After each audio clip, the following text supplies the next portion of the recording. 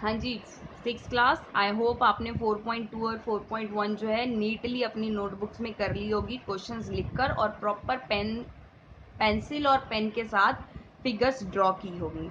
अब हम चलेंगे 4.3 की तरफ।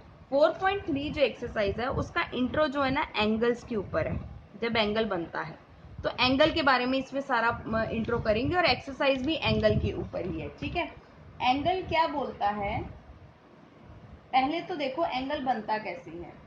एंगल जो बनता है हमारा, कोई दो रेज को जोड़कर एंगल बन जाता है। मैं एक बार बुक में देख लूं। हाँ जी, कोई दो रेज को जोड़कर ये हमारा एंगल बन जाता है, एंगल। ठीक, तो इसकी डिफाइन कैसे लिखेंगे एंगल की। A figure formed by a figure formed by two rays with the same initial point। formed by two rays लिखो आप। ये दो रेज जब जुड़ेंगी आपस में तो एंगल बन जाएगा। क्लियर, इतना क्लियर हो गया कि एंगल कैसे बनता है। दो रेज जब आपस में जुड़ेंगी तो वो जो है एंगल बन जाएगा। यहां भी देखो एक एंगल बन गया। ठीक है, अब देखो एंगल के बाद आता है वर्टेक्स। वर्टेक्स मैंने आपको बताया था कॉर्नर होता है। ठीक है, तो वर्टेक्स, इसका वर्टेक्स कोई भी नाम होगा, सपोज ए, बी और सी। ठीक है, तो इसका वर्टेक्स जो है जिसको हम कॉर्नर बोल देते हैं वो वर्टेक्स क्या है, बी। ओ भी हो सकता है। ठीक है, तो वर्टेक्स में खाली बी लिखेंगे। अगर रेज की बात करेंगे तो इसमें कितनी रेज हैं। ठीक है, क्वेश्चन पूछे जा सकते हैं कैसे भी। तो इसमें रेज की बात करेंगे कितनी रेज है, तो ये एक रे हो गई ए बी कॉमा और बी और सी, या सी बी या बी सी एक ही बात है, दो रेस हो गई। सपोज करो एक और एंगल है,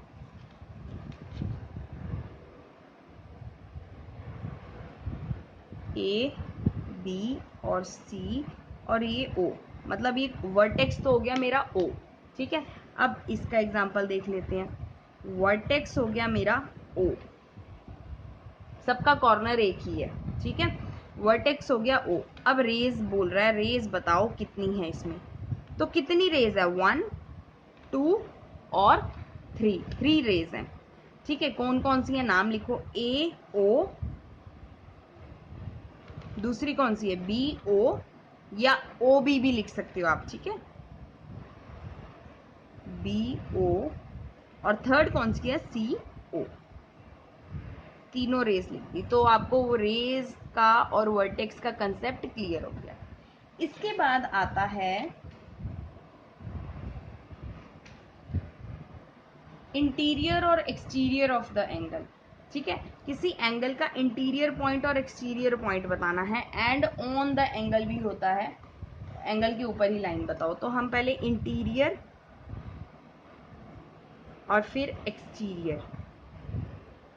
इंटीरियर का मैंने आपको बताया था मतलब अंदर वाला हिस्सा, और एक्सटीरियर बाहर वाला। ठीक है, अब इसके अंदर देखो, अगर मैं दो एंगल बना दूं, ये एंगल बन गया और इधर ये वाला एंगल बन गया। ठीक है, इसमें पॉइंट्स दे रखे हैं, ये ओ हो गया, ये एक्स हो गया, ये वाई हो गया, और ये बी हो गया, ये सी हो गया, और ये पी हो गया। ठीक है, अब इसके अंदर, अंदर जो है अंदर वाला हिस्सा कितना हो जाएगा, ये जो है ये वाला पार्ट जो है ये इंटीरियर है, ये वाला पार्ट जो है ये इंटीरियर है। देख सकते हो इतना हिस्सा अंदर का जो हिस्सा है ये इंटीरियर है, इंटीरियर। ठीक है, और बाहर वाला हिस्सा कौन सा होगा, ये सारा जो हिस्सा है ये बाहर वाला हिस्सा है।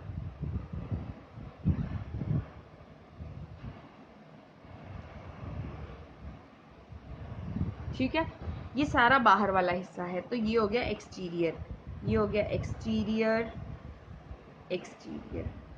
अब इनमें कोई भी पॉइंट्स दिए होंगे, जैसे यहाँ पर P दे दिया तो इंटीरियर में कौन सा पॉइंट है P, एक्सटीरियर में यहाँ पर Z दे दिया तो एक्सटीरियर में कौन सा पॉइंट है Z। इस तरह से पॉइंट्स पूछे जाएंगे, ठीक है। इंटीरियर और एक्सटीरियर हो गया। अब एक टॉपिक आता है नेमिंग अ एंगल। ये वैसे छोटी क्लासेस में आपने 5th में किया होगा, ठीक है। नेमिंग अ एंगल, किसी एंगल का नाम देना। अब देखो एक मैं छोटा सा एंगल ड्रॉ कर देती हूँ, इसको कर लो x, इसको कर लो y, और ये हो गया O। सबसे इजी तरीका है किसी एंगल का नाम लिखने का। पहले तो एंगल का सिंबल, एंगल का सिंबल क्या होता है, एंगल का सिंबल होता है ये वाला, एंगल का सिंबल है ये ऐसे, ठीक है। ये एंगल का सिंबल है। जब भी नाम लिखना है हमने, पहले हम सिंबल बनाएंगे। सिंबल बना लिया। अब देखो जो वर्टेक्स होता है, मैंने यहाँ पर आपको वर्टेक्स समझाए थे, कॉर्नर। जो कॉर्नर होता है ना वो हमेशा बीच में आता है, ठीक है। इधर भी एक रे आएगी और इधर भी एक रे आएगी, मतलब इधर ये एक्स वाली आ जाएगी, एक्स ओ बन गया एक्स ओ, और इधर क्या आ जाएगा, एक्स तो दोबारा लिखेंगे नहीं, यहाँ पर बन जाएगा वाई, तो एक्स ओ और ओ वाई। तो वर्टेक्स जो है ना, हमेशा वर्टेक्स हमेशा सेंटर में रहता है, ये याद रखना जब भी नाम लिखोगे। सपोज करो एक एंगल और बना देती हूँ, ये ऐसे है पी क्यू आर, इसका नेम लिखो। तो पी क्यू आर में क्या लिखेंगे हम नेम, एंगल, एंगल का सिंबल बनाएंगे, क्यू हम रखेंगे बीच में क्योंकि वो वर्टेक्स है, आस पास जो है रे डाल देंगे, तो यहाँ पर पी डाल दी, पी क्यू और क्यू आर, ये वर्टेक्स है। वर्टेक्स हमेशा सेंटर में आना चाहिए। अगर वर्टेक्स आपका सेंटर में है, कॉर्नर वाला नेम जो है आपका सेंटर में है, तो इसका मतलब ये एंगल का नाम बिल्कुल आपका सही है, ठीक है। अब सपोज करो यहाँ पर 3 एंगल है और इसका नाम है ओ पी क्यू आर। अब देखो यहाँ पर कितनी रेज हैं, 1 2 और 3, मतलब 3 रेज हैं, ठीक है। एंगल लेकिन 4 बनेंगे, बताती हूँ कैसे। देखो एंगल के नेम लिखते हैं पहले हम, जो हम लिख सकते हैं वो वर्टेक्स चारों का, 4 बने 5 बने जितने भी बनेंगे उनका वर्टेक्स बीच में ही आएगा, मतलब एंगल एंगल एंगल और एंगल, ठीक है। ओ ओ ओ और ओ सेंटर में, वर्टेक्स सेंटर में आएगा हमेशा, ठीक है। अब देखो, अब पहला एंगल बनाते हैं, हम इस लाइन को भूल जाते हैं, हम इस लाइन को भूल जाते हैं। देखो कौन कौन सी 2 रोई है, P और Q, तो P और Q, P और Q हो गया। अब हम इस लाइन को भूल जाते हैं, कौन सी रे है, Q और R, Q और R, ठीक है। अब हम इस वाली लाइन को, सेंटर लाइन को भूल जाते हैं, तो क्या है, P और R, P और R, 4th एंगल नहीं बनेगा, 3 रे है तो 3 ही एंगल बनेंगे, ठीक है। तो इस तरह से आप अगर किसी का एंगल ज़्यादा एंगल्स हैं उनका भी आप ऐसे ही नाम लिखोगे एंगल्स का। सो बिना वेस्ट किए टाइम को फटाफट से इंट्रो लिखने के बाद एक्सरसाइज स्टार्ट करते हैं। Exercise 4.3 question number 1। इस एक्सरसाइज में 3 ही क्वेश्चन है, ठीक है, 3 क्वेश्चन है, फर्स्ट सेकंड और थर्ड। तो नेम द एंगल्स। अब ये फिगर दे रखी है, इनके एंगल्स के नाम बताने हैं। तो मैंने आपको क्या बोला था, 2 रेज ज्वाइन होंगी, 2 रेज ज्वाइन होंगी तो एक एंगल बन जाएगा यहाँ पर, ठीक है। अब ये 2 रेज ज्वाइन हो रही है तो एंगल कहाँ बना, यहाँ बना। ये एंगल का निशान है लगाने के लिए कि हमें ये वाला एंगल बताना है, ठीक है। तो नाम दे देते हैं इसको एंगल। अब मैंने आपको बोला था वर्टेक्स बीच में आएगा, तो इस कॉर्नर का वर्टेक्स क्या है, ए, ये वर्टेक्स है। आसपास क्या आ जाएगी रे, ए कॉर्नर है तो उसकी रे कौन सी हुई, डी, ए और ए बी, हो गया नाम, ठीक। सेकंड लिखते हैं कॉमा, दूसरा कॉर्नर ले लेते हैं बी, बी हो गया हमारा वर्टेक्स, ठीक है। हमेशा कॉर्नर बीच में ही रखोगे, वर्टेक्स हमेशा बीच में ही आएगा, आसपास रे लगाना है। बी यहाँ हो गया तो बी के से कौन सी शुरू हो रही है, ए, और बी से कौन सी शुरू हो रही है, सी, तो ए और सी, ठीक है। ये भी हो गया दूसरा एंगल।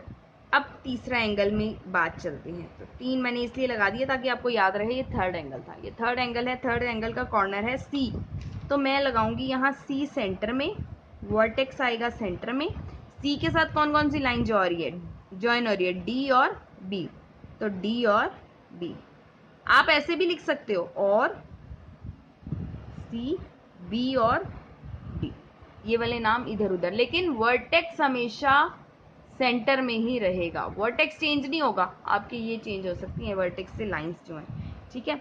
नेक्स्ट जो है फोर्थ, 1 2 3 फोर्थ एंगल, डी जो है हमारा वर्टेक्स है, और डी से लाइंस कौन कौन सी चल रही हैं, सी और ए, सी और A. Question number 1 done. Question number 2 है, in the given diagram name करो। जो जो नाम वो पूछे उन्होंने उनको नाम बताओ। In the interior of DOE, अब देखो DOE मतलब इस वाले हिस्से में DOE, इस वाले हिस्से का इंटीरियर पॉइंट पूछ रहे हैं वो। तो अंदर कौन सा पॉइंट आ रहा है, ए पॉइंट आ रहा है, हम लिखेंगे point A. In the exterior of EOF, EOF के बाहर वाला, बाहर क्या है, ये है, तो कौन सा पॉइंट आ रहा है, पॉइंट सी। ठीक, अब नेक्स्ट है ऑन। ऑन का मतलब इस EOF के ऊपर, EOF के ऊपर कौन सा पॉइंट आ रहा है, मतलब ये तो इसके साथ जुड़ी हुई है लाइन, ये वाली इसके साथ जुड़ी हुई है, तो एक्स्ट्रा पॉइंट कौन सा है, वो है बी पॉइंट। तो पॉइंट बी। यहां पर क्वेश्चन नंबर 2 डन हो गया। Let's go for question number 3। Question number 3 में बोला तो रफ स्केच है, ठीक है, लेकिन हम रफ नहीं बनाएंगे, हम प्रॉपर स्केल और पेन के साथ बनाएंगे, ठीक है, पेंसिल के साथ, सॉरी, मैं पेन के साथ बनाऊंगी, आप पेंसिल के साथ बनाओगे, ठीक है। 1 पॉइंट इन कॉमन, एंगल्स बनाने हैं हमें, 2 एंगल्स बनाने हैं और उनमें एक ही पॉइंट कॉमन होना चाहिए। तो कॉमन पॉइंट कहाँ आएगा, वर्टेक्स पे आएगा। Common point, 1 point common, common कहाँ आएगा, वर्टेक्स पे आएगा, क्योंकि वर्टेक्स पे ही ज्वाइन होते हैं। तो देखो 1, 2 एंगल बनाने हैं ना हमें, ये 2 एंगल बन गए। कॉमन पॉइंट ओ हो गया, और ये ए कर दो, ये बी कर दो और सी कर दो, ठीक है। 2 पॉइंट्स इन कॉमन, आप ऐसे कोई दो एंगल बनाओ जिसमें 2 ही पॉइंट कॉमन हो, ठीक है। तो अब हम बनाएंगे एक ऐसे एंगल और एक ऐसे बना देंगे। 2 पॉइंट्स इन कॉमन, SPOT,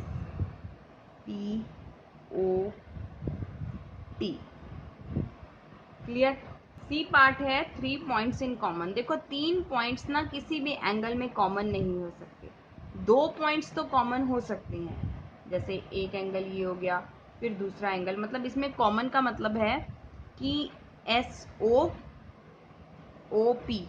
ठीक है। ये एक एंगल था, एक एंगल के अंदर ये कॉमन हुआ, दूसरे एंगल में क्या कॉमन हो जाएगा, यहां से दूसरा एंगल शुरू हो रहा है ना, ये वाला, तो OP और OT, तो ये दो जो है कॉमन हो गए, ये दो जो है कॉमन हो गए। लेकिन सी पॉइंट जो बोल रहा है 3 पॉइंट्स, 3 पॉइंट्स बनाओ कॉमन, तो ये तो पॉसिबल ही नहीं है। तो हम सीधा सीधा लिखेंगे is not possible,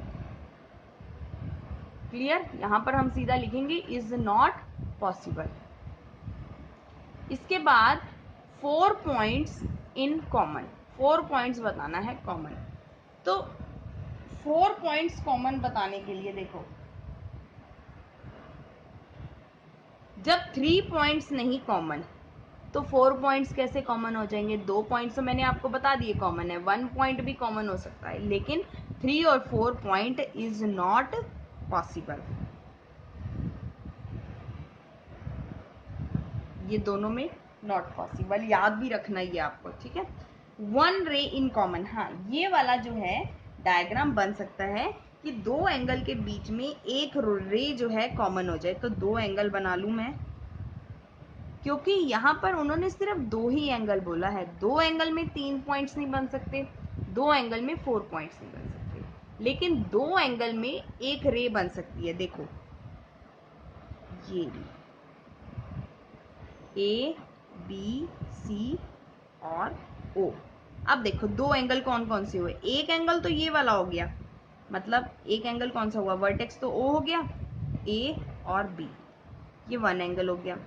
to angle कौन सा हुआ, टू एंगल मान लो ये वन एंगल हो गया, ये टू एंगल हो गया। ठीक है, टू एंगल वर्टेक्स तो ओ ही होगा, बी ओ और ओ सी। ठीक है, दो एंगल में अब एक रे मांग रहा है, तो रे कॉमन रे कौन सी हो गई, कॉमन रे हो जाएगी, कॉमन रे हो जाएगी ये वाली ओ बी। देखो ओ बी इसमें भी कॉमन है, ओ बी इसमें भी कॉमन है, तो इसलिए दो एंगल में एक रे कॉमन हो सकती है। यहाँ पर एक्सरसाइज 4.3 फिनिश होती है बाय योर टीचर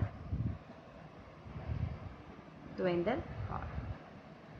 अच्छी तरह से पूरी नोटबुक में अच्छी तरह से काम करना, और कहीं अगर डाउट हो तो please message me on my WhatsApp number. Till then take care and let's get start with the exercise 4.4 का इंट्रो।